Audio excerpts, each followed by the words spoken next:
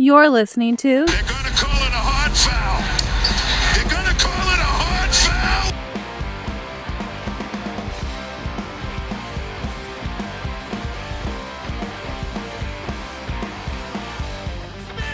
We're recording this on Thursday early evening after the Celtics blow victory over the Chicago Bulls, I'm sorry, in which Kristaps Porzingis tied his career high with 8 3-pointers, and he's really continued his sound play. Before we get going, Mike, we should probably just I know this is a basketball Celtics pod, but just to recognize the 70 souls lost in the plane crash in Washington, D.C. last night. Obviously, our thoughts go out to the families, and our thanks to the first responders dealing with a very difficult situation. It always makes you pause and reflect on what's important in life when these things do happen. So, but to basketball, Mike, to basketball, it is the Celtics are consistently inconsistent, I guess, is what we're seeing. We're still seeing late game kind of opportunities slip away. We haven't talked to you all since the Celtics came back from the 3-1 West Coast trip. And since then, like I said at the top of the pod, they blew out the Bulls, but they floundered an opportunity against the Houston Rockets late. Another close and late loss that just kind of slipped away from them when the opportunity to win the game was there. So, Mike, I said a mouthful. I'm going to kick it over to you. You can pick it up from wherever you want to go, and we'll just go from there. Yeah, I felt really good leaving that West Coast trip in a game they really dominated in Dallas. It was a great way to end the trip. There was a lot to like in that game as far as Derek White getting over the hump and shooting the ball well. Team was defending, getting out, rebounding, responding to runs, because Dallas did have a couple in there where they look like they might be able to get back in it and kind of shutting it down. So I was texting you and just saying, this is a good way to end the trip. And as a reminder, last year, they had a little struggle in January, not quite like this year. And then February and March, they really went bananas. Forward to. And, 2 or 3 minutes into that fourth quarter against Houston, I was really starting to feel that way. Like, okay, here we go. They do look kind of locked in.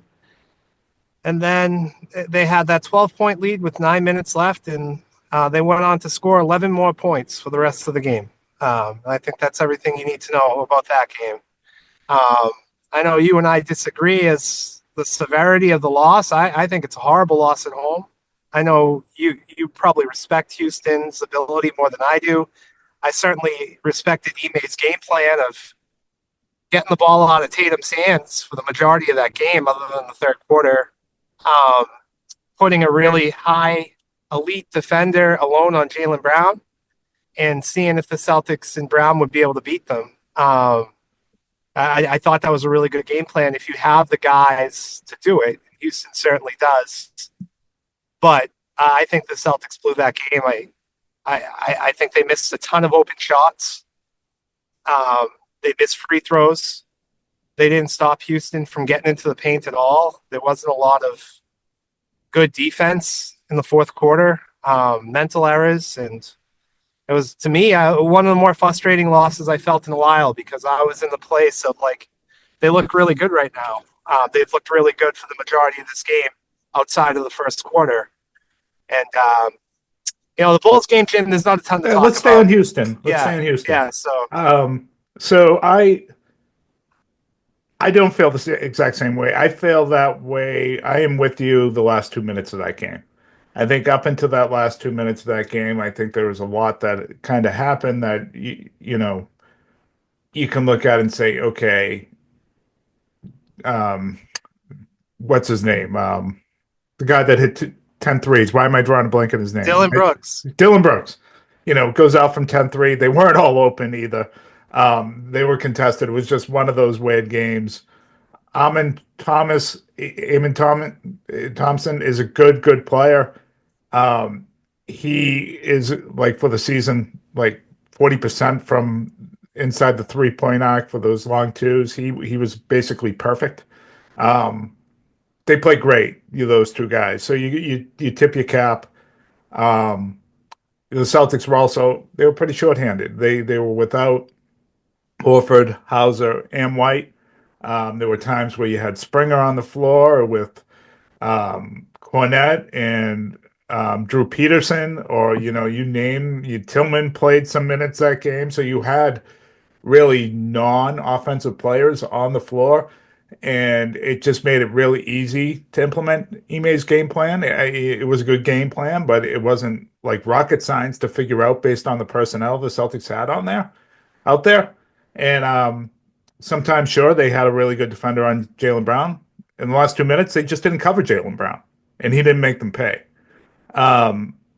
So I look at that game up until those last 2 minutes, and I know they had a 12-point lead, and I know the Rockets went on 11-0 run to get back into the game. But I thought during a lot of those instances, the Celtics got pretty decent shots. Tatum made the right read. I mean, there were some mistakes. Tatum made a bad pass on the oop that led to a fast break. The whole thing between Cater and Cornette of like playing hot potato with the ball 4 feet from the basket when neither one would shoot, that led to points on the other end. I think a 3-pointer by the Rockets.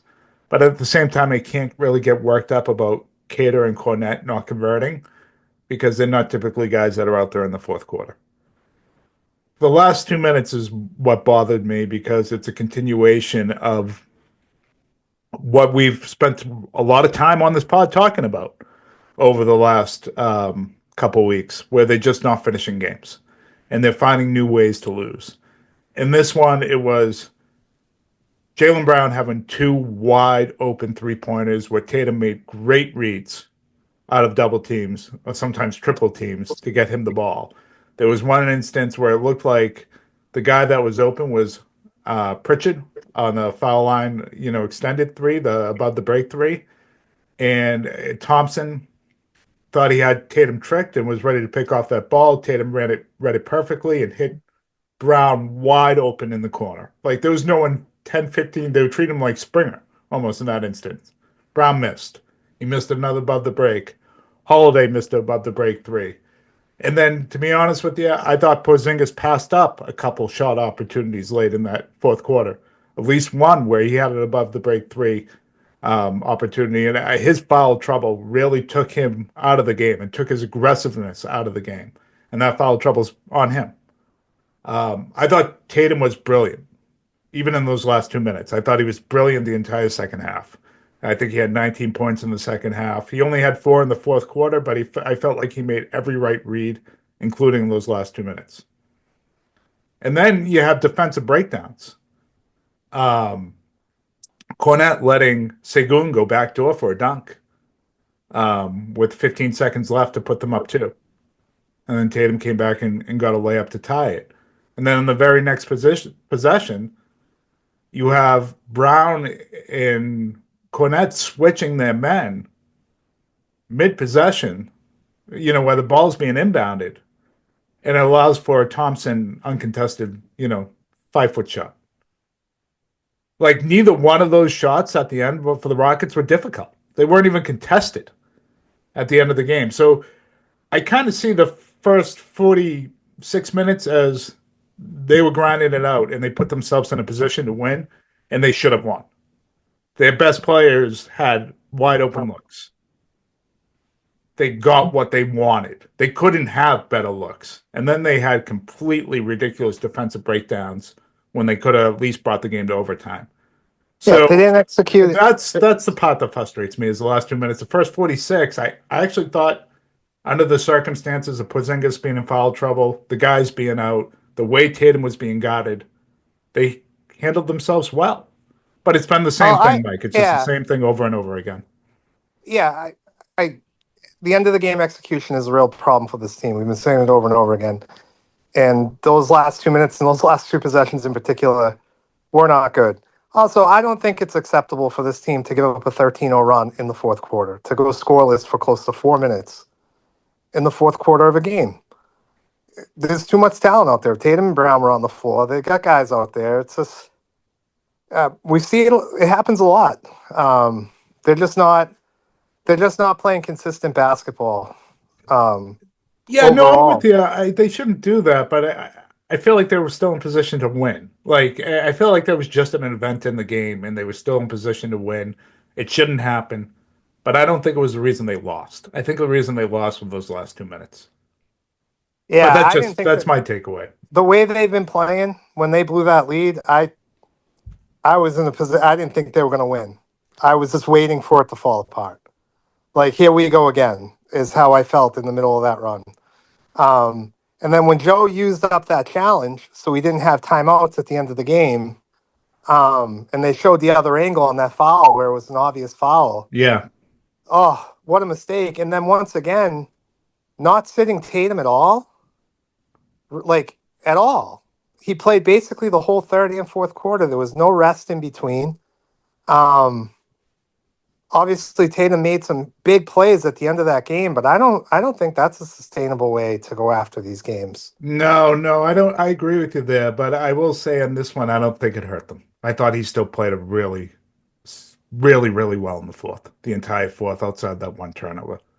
And Uh, then Brown, Holiday, and maybe it was Porzingis. I forget the stat I saw, but they like combined for like something like 3 for 12 in the fourth quarter. I thought Brown was horrible in that fourth quarter. yeah, no, but Mike, they over the last 340 of the game, outside of those two layups at the end, the dunk and the layup in the end at the Rockets, they scored once. The Rockets, they scored on a Dylan Brooks three. That was a big three. You know, but the Celtics had so many opportunities between then. It was always a one possession game. And those Yeah, last 340, they we're talking about those three missed, 3 pointers. And then you had that possession with Brown where he just like dribbled around and forced the ball into the middle of the paint and didn't get a good shot off, yeah. which made no sense because if they given the every time they gave the ball to Tatum, they got a great look. Or they And passed up a great look. there were a couple So like instances where his play was just awful in those there last are a couple moments. instances where Tatum, double team came to him. He had to get rid of the ball, and he went to Brown. And because the double team was with Tatum, Pritchard was wide open in the corner, but Brown has his head down. He's not looking up. He just didn't seem to be looking to try to get other guys involved in that fourth quarter. But Well, yeah, and one of them he ended up going to the free throw line. He got bailed out, but one of them was he was basically him his whole possession. He dribbled it to the middle of the paint I remember and that. missed a shot. And then the other two shots he should have taken. They were wide Oh, open those are wide threes. open threes. Yeah. Yeah, yeah. But he's got to hit him. He's got to hit one of them. He hits one of them, they win. Well, yeah, yeah. That's what I mean. He wasn't good. I mean, that was the first time this season. I think I yelled at the TV, and he was bringing the ball up, and I was just like, "Pass the fucking ball! Like, come on!" Yeah. But yeah, it was a tough loss. Brown responded. I think he played great last night Yeah. against Chicago. He played a really good game. His comments after the game, I thought, were good too, where he's just saying like, there's ebbs and flows to this, and we Of know we got to course. get better. But yeah, they got to get better. They got to get better, man. They got to start. I'm like desperate for them to string a winning streak together and to look good doing it. Last night was really hard to judge. That's not the same Bulls team I feel like they've played this season. That Bulls team seemed a little dead to me. I don't know about you, but it seems like they need to finally blow up that roster. Yeah, but I did think the Celtics played with really good energy, and they They typically do did. coming off the loss. I thought they made a lot of, again, really good reads out of the Tatum double team. I really appreciate Tatum not forcing his offense all that much. He took maybe one or two threes where you kind of, why are you doing that? But I think he's continually making really good reads. And last night you saw them get a lot of wide open shots off the second pass. He'd make that pass to the middle, and then there'd be a wide open guy in the corner. And there was just a ton of that last night. Mike, have you seen So this is kind of new, and maybe it's because Hauser's out and Horford's out, and they've had multiple guys out. But I just don't remember over the last two seasons this type of looks that Tatum is seeing consistently throughout the games, where they are sending back to back games just aggressive traps at him, like almost at half court, um, doing everything and anything to get the ball out of his hands. Yep. Do you remember, like, particularly just last two games, seeing the amount of looks like this that he's getting right now? No, I mean that was Ime's game plan, and I think Chicago probably saw it and thought it worked. Yeah, Um, because Tatum, even after the game, he talks about that he's going to make the right play, and that's what yeah. he does. He makes the right play, he makes the right pass, and so it's putting a lot of pressure on other guys. You do this last year against the Celtics, you're going to lose by a lot. This year against the Celtics, I think you got a shot at winning because these guys haven't been consistent enough to beat you. Yeah, maybe. Outside of Porzingis, just the shooting in general by this Celtics team, it's been pretty inconsistent if their name's not Jason And Tatum or Peyton Pritchard. it's been a little better lately. The shooting, I think outside of that one loss to LA, it has gotten better. I do think too, in that going back to that Houston game, kind of just even thinking about it out loud right now, that Porzingis foul trouble really hurt them because he was cooking early, just like he was in Chicago. And then, Uh-huh. him having to go to the bench like that, I almost wonder if, you know, he doesn't pick up his third early, he doesn't pick up that fifth in the third quarter, and he stays consistently out there, what that if Houston would have been able to stay in that defense. Probably not. Yeah. But they stayed in that defense with him in the game at the end of that game. Well, I thought his aggressiveness was lost. So they Yeah. stayed at it and he was not the same player. Oh.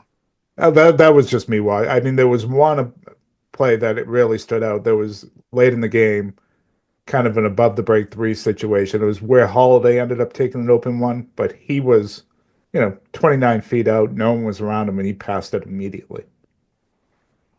Yeah, it's interesting because with Tatum, you play a defense like that, I guess it puts a lot of pressure on him to make the right read every play, but also when he gets his opportunities, they're more limited that he has to hit them. And obviously, he hasn't shot the ball great these last two games, but um, in those situations, I think more than Christoph Porzingis, that's when Brown really has to be efficient. Yeah. Yeah, if Dylan Brooks is going to give you trouble, and you're not going to be able to easily get your shot off, you got to be a playmaker and get other guys involved. Because Dylan if they're Brooks was doubling, giving him trouble in those last 4 minutes. No one covered Jaylen Brown. No one covered him.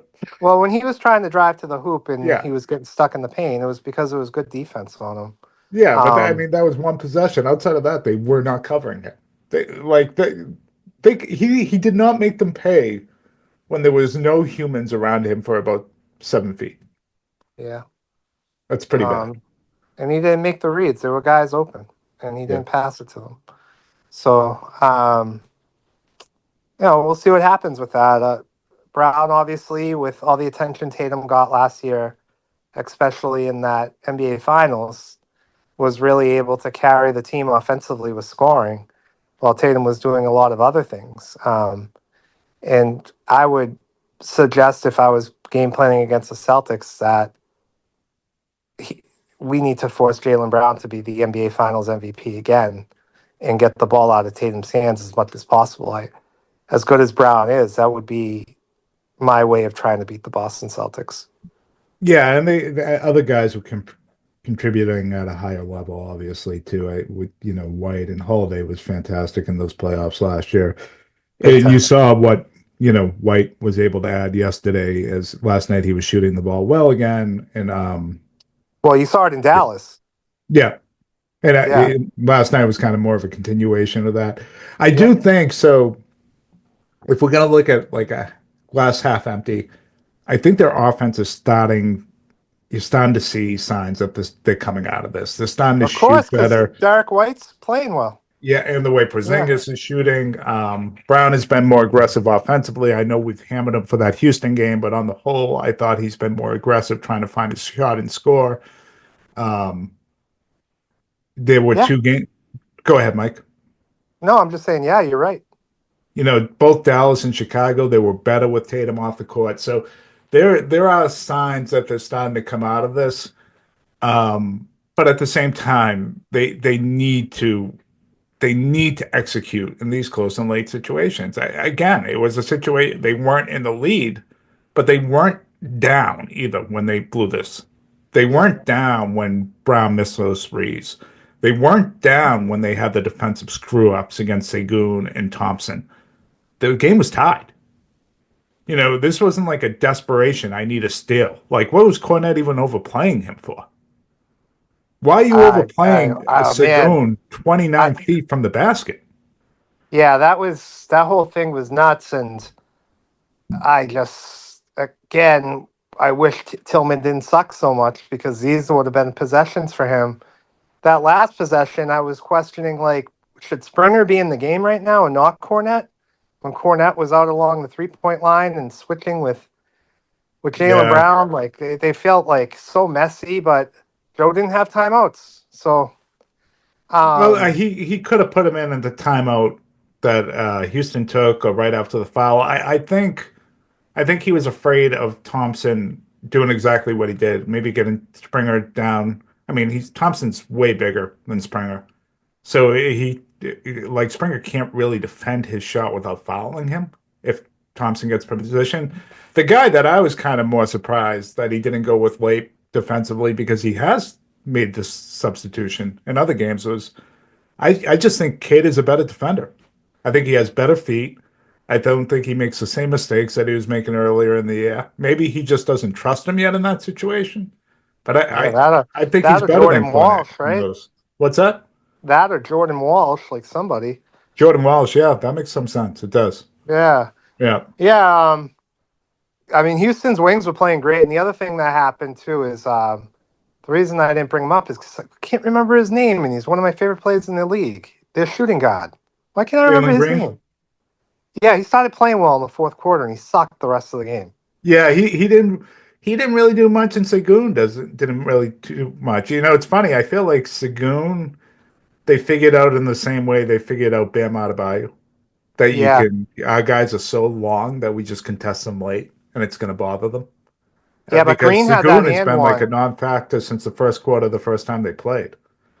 Yeah, Green got that and one in the fourth, and suddenly you had Brooks hitting three, and you had Green and Thompson that could both get to the basket whenever they wanted. It was kind of Houston really took that game over. I mean, they outscored the Celtics the last 9 minutes of that game, 25 to 11 But they for the didn't last score. nine They for the last didn't nine score the minutes. last 4 minutes outside of those two. That one 3-pointer and then those two blown coverages. They didn't score. Like the Well, that's game the was problem with there. the Celtics only scoring 11 points. I know. They Well, had yeah, well, that's opportunity my after point. opportunity to put them away, and they didn't. The Celtics in that span should have had double-digit points with the looks they got, and they didn't. Yeah, That was the difference. Is the Celtics scored, I think, 6 points or whatever.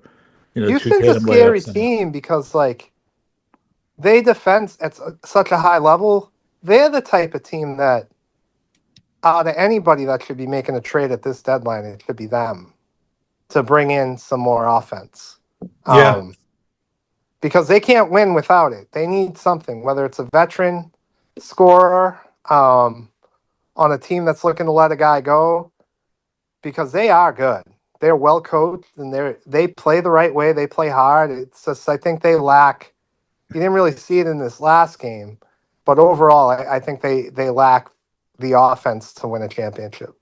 yeah. I think you just got to be really smart nowadays on how you do it. So you got to ask yourself, like, would this player get over the top to win a championship, or is he just going to add our salary and start our clock a lot faster than we wanted to in terms of Yeah, getting into that of tax? course, of course, you gotta. Because and if the answer is he won't help us win a championship, you're probably better off waiting to the off season when there's more available. It's Does unfortunate, but that's the way it is now. does Laurie marketing help them?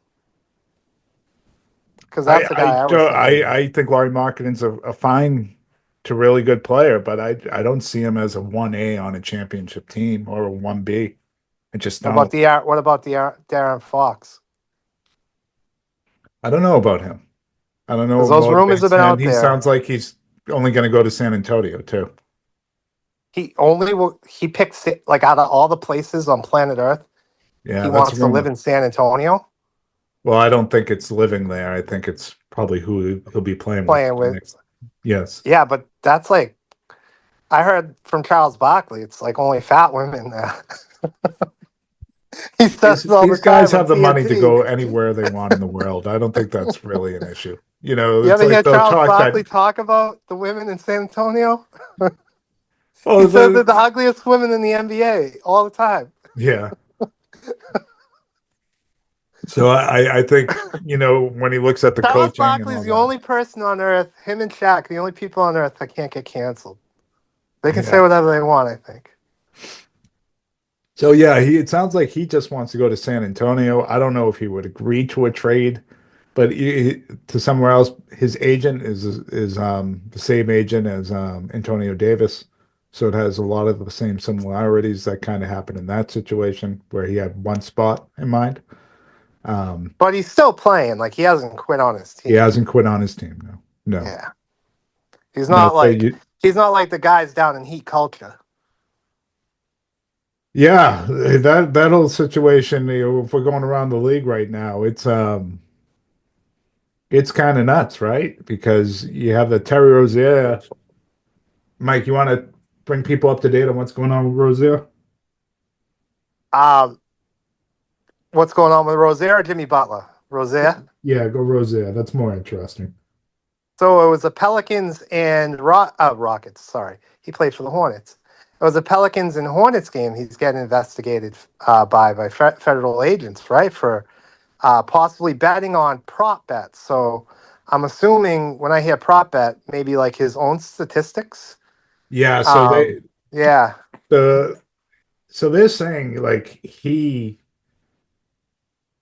changed the way he played essentially. So I want to get the proper verbiage here. See, I assume that because if you're doing a prop bet, you're betting on how many points you're scoring, how many rebounds you're getting. Those are the kind of things. Like I've done prop bets a lot, and it's always like over under 3 assists for some random dude. So I feel like that you can be in more control over if you're a player. Like I'm gonna bet the under, and I'm gonna suck balls. Yeah, and And that's what nobody's they gonna say. notice because I play for the Hornets. The term that's being used out there is manipulated his play. So Yeah. I do wonder if he kind of threw in the towel. You got a Black Sox situation where he's throwing in the game or his own performance on purpose. And anytime you hear that, you really have to start thinking, okay, are there other people involved here? Does he owe people Yeah. money? I start Or thinking, what's the criminal element? yeah, yeah. So the NBA did say they investigated this and didn't find anything. Hmm. Um, So then why is it at the federal level? well, the feds seem to have a disagreement here with the NBA. Yeah. So that is being investigated, and Christopher Maltasanti was going to like all the Charlotte Hornet games. Tone, I told you, Rozier is good. He's good. He's throwing the game. Under 4 assists guaranteed, Tone. Tony gets all mad at Carmella because she didn't take the money on her spec house to throw it down on Terry Rozier to score under 15 points. Yeah, And he guaranteed her that it was a guaranteed bet, $1 million bet, and she didn't do it. I know. I know. Yeah, so you have the Rozier situation, then you have obviously Jimmy Butler. He culture, man. He Yeah, culture. that's suspended indefinitely. Who knows how that's going to end up as a trade? I mean, Phoenix is rumored, but if you're Phoenix, what's the point? You're a 500 team. Like, do you think this is really? You've already tried Durant with Booker and then Bale. You think this is going to do it? And if you're Miami, you're licking your chops thinking, you're really going to give me 3 first round picks for I this? All know. right. I I mean, know. that's a no-brainer now if you're Pat Riley. If somebody's giving me 3 first-round picks for Jimmy Butler right now, I like know. you have to say yes.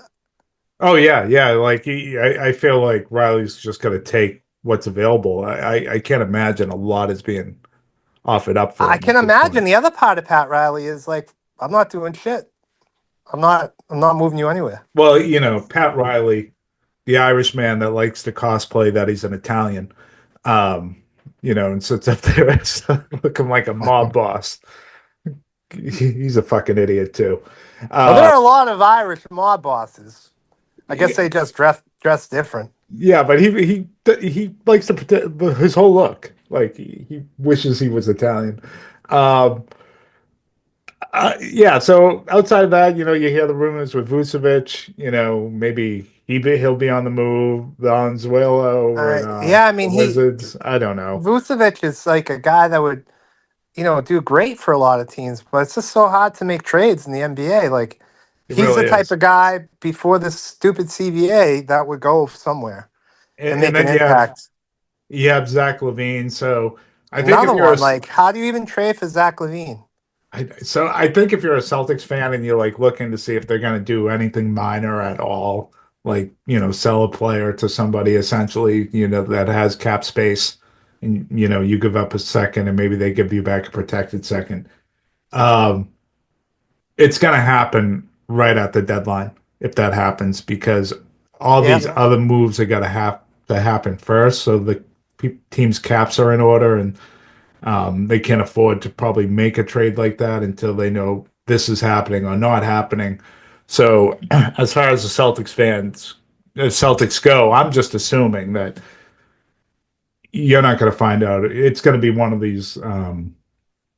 If the Celtics do anything at all, it's probably going to be after the deadline that you actually find out. yeah, signing Isaiah Thomas from the G League, He had dropping 40. 40. Yeah, he had Good 40. for him. He every year he finds an NBA team for like a 10-day contract. It's Yeah, pretty impressive when you think about it. yeah, no, good for him. I mean, he'll never make up the money lost. No, he sure won't, but No, he that's definitely that's won't. uh that's tough. Um, I was just gonna say something about the Celtics with that. They have an extra roster spot, right? So they have a roster spot that's not filled. Yeah. So that'll probably. I wonder if they're thinking like there's a guy on their two-way, maybe like JD Davidson. Sounds like he's playing really well. Maybe he earns a contract in the year or something. Yeah, I don't think Um, he'll ever get that contract.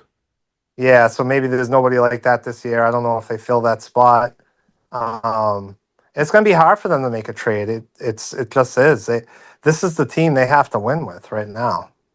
Yeah, and it's good enough. It's Yeah, good enough, and yeah. I am encouraged by different things. And these next few games, we'll learn Now some things. Cleveland's rumored to be in some stuff. Yeah, they have been.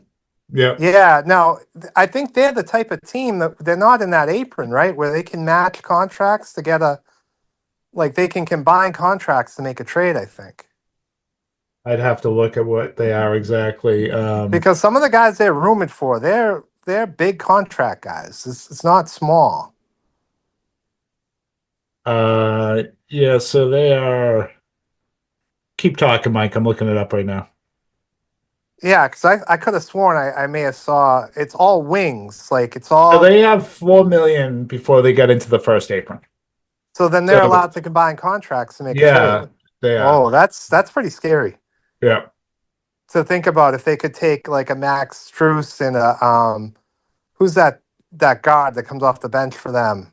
Karis LeVert. Karis LeVert. Yeah. I think right there you're close to 29 million. Yeah, Um, that's between the two of them. It's so Levert's making 16 and a half and Strauss is so it's like 32 million. 32 million. Yeah. I mean, if they really wanted to, I don't. I mean, there's probably some guys out there they could go after. That I'm trying to think of the wings that I saw. I can't remember, but they weren't. They were real. Like they were good players that they were looking at. Yeah, they've been involved in a few rumors. Let me just look them up here. So I'm thinking of the bad teams. Like I know the Wizards don't have a wing. I'm pretty sure nobody wants Kyle Kuzma. A story just came out about him. I don't think anybody on the Wizards likes him. He doesn't fit in. And I'm pretty sure that's what happened to him with the Lakers too. Well, there's been talk about Cam Johnson going to the Cavs, which would be a That's the guy. really He'd be a nice good move. fit. Yeah, he'd be a really nice move to them. So, yeah, no, I'm sure they're going to be involved in different names and maybe some guys that they can bring over. I wonder if they look at what Chicago has on their roster and see if they can peel anything off of that. But I yeah, don't know for what sure. fits. I don't know what from Chicago Yeah, fits. I don't Yeah. either. Yeah, so we'll wait to see on the trade deadline, Mike. The Seas, they got, the Pelicans tomorrow night, who, took them to the wire the last time. I think if the Pelicans in a bad way, 4-game losing streak. This might be a good opportunity to go down there and just blow them out. do they have guys out? Is that why they've been losing? I haven't been No, I got Zion on my fantasy team. I think in this, he played 3 out of these 4 that they lost. He's played well though, at Yeah. least statistically. I don't know what else, like if he actually plays defense and stuff. And then you got the revenge game against the Sixers in Philly. Philly's actually without Embiid and And without Philly's on a little win streak. yeah, they're playing a little bit better even without George. Maxey scored 50 the other night and scored like 30 again last night. Yeah, so they're playing better. And then you get the Cleveland game. So And you get the Cleveland game, yeah. yeah, so these next 3 games, Cleveland may be without Garland though. you played a team that took you to the wire, that you almost blew against the Pelicans, the 76ers, who played probably their best game of the season against you, and then the Caps. So it's a tough The little Cavs, who you stretch. should be 2-0 against. You should be. I think. I know Mitchell went nuts, but we had the ball. We could have won the game. Yeah, the reason you lost that wasn't one I felt like the Celtics lost. That was one I felt like Donovan Mitchell took from them. Oh, Donovan Mitchell was awesome, but Yeah. the Celtics had some opportunities to close that out. Oh, for sure. For sure. I think the Celtics have looked like the better team in both those games this year. In both their games against Cleveland, the head-to-head, I thought Boston was better both times. Yeah, I thought so too. Yeah. I thought so too. I think, I think for Cleveland, the Celtics are not a good matchup for them. Now, I will say this. Dean Wade didn't play in either one of them, and he's really been a big part of what they're doing, believe it or not. So I guess he helps. Yeah, defensively, he's been actually really good. Yeah, no, he's been really good, and he's probably the best defensive wing. So when you don't have him and you try to match up against Tatum and Brown, although the second game the Celtics didn't have Brown, That's right. or Porzingis, That's right. so it makes it tough. Any advice, questions, or things ready for me today, Jim? Or I did not come prepared for that. oh man, I know I should have come prepared. I didn't. We'll get back into the advice column that's next messed up week. because the listeners should know. Jimmy was texting me about like, hey, I got all these ideas. Yeah, and then I I didn't guess you really even don't come have prepared. I did not even come prepared. Yeah. Maybe we'll just, it seems like DEI is a hot subject and being blamed for everything. So maybe we'll find some questions on that. Are the Celtics, are they inconsistent because of DEI? Yeah, those Maybe we got to dive policies. into that. Yeah, they're playing Sam Hauser too much. Yeah, that's right. That's right. There's not enough like 27-year-old guys who can't dunk a basketball in the NBA, so they got to play him. Yeah, It's an equity issue. that's absolutely. But he right. can dunk it, huh? Never mind. Sometimes when his back's out, I don't know if he can. Yeah.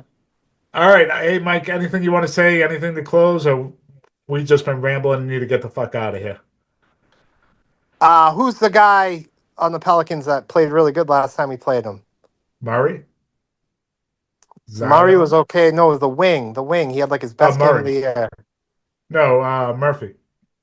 Murphy. That's the guy to watch out for. Let's see how Trey Murphy plays. If he doesn't have that kind of impact, I think the Celtics win big. Hope so. All right, guys. We'll talk to you soon. All right.